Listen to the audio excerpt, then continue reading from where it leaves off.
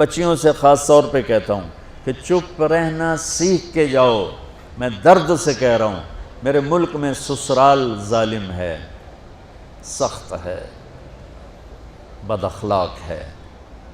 میرے نبی نے مدینے والوں کی تعریف کی، مدینے والوں کی، مدینے کے صحابہ کی اور مدینے کی فیملیز کی تعریف کرتے فرمایا کہ یہ میرے مدینے والے ساتھی ایسے عالی شان ہیں۔ کس بات پہ عالی شان ہیں؟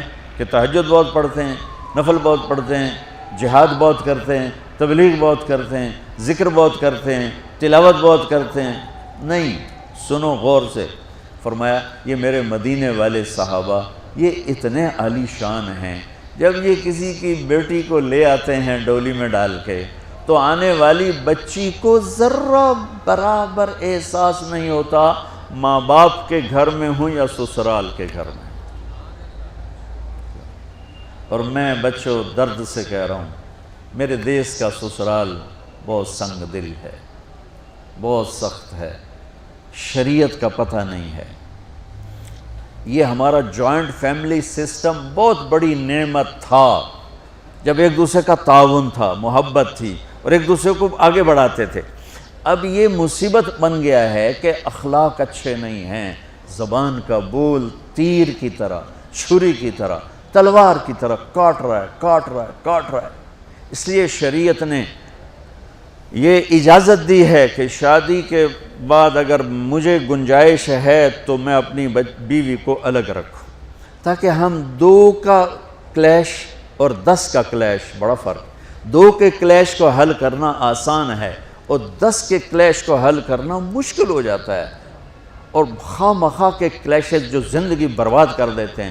جس بچی نے میری نسل کو پالنا پڑھانا اور بڑھانا ہے، اسی کو میں تانے دے کے، جو اس کے پیٹ میں پرورش پا رہا ہے وہ تو پیدا ہوتے ہی نفسیاتی مریض ہوگا، چونکہ ماں پر جب ایسے پریشر پڑیں گے وہ پریشر بچے پر جائیں گے۔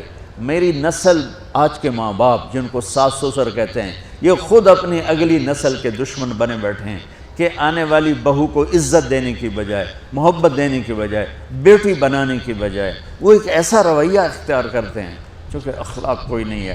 وہ سڑ کڑ مرتی ہے نہ جیتی ہے، مشرق کی بیٹی ہے، گھٹ گھٹ کے مر جانا ان کی صفت ہوتی ہے۔ تو وہ جو پیٹ میں بچہ پروان چڑھ رہا ہوتا ہے وہ پیدائشی نفسیاتی مریض بن کے پیدا ہو رہا ہوتا ہے کہ ماں کی ساری ٹینشن وہ اس کے اندر جا رہی ہوتی۔ اس لیے میرے نبی کی شریعت کہ اگر میں مالدار ہوں تو میں اپنی بیوی کو الگ گھر لے کر دوں، اگر میرے پاس اتنی گنجائش نہیں اس کو کرائے پر لے کر دوں، اگر میرے پاس اتنی گنجائش نہیں تو پھر گھر میں اس کے لیے ایک کمرہ، ایک کچن، ایک ٹوائلٹ، یعنی ایک پورا پورشن اس کے لیے الگ ہونا چاہیے۔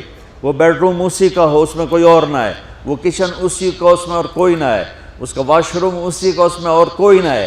اگر اتنی بھی ہمت نہیں ہے تو پھر تسبیح پڑھو تو روزے رکھو، شادی نہ کرو، کسی دی بیٹی نو برباد نہ کرو، بھئی وہ پئی دھکے کھاوے۔ اگر تم اتنا نہیں کر سکتے ہو تو پھر مسیح تے چاہ جاؤ، اعتکاف وچ بیٹھ جاؤ بس۔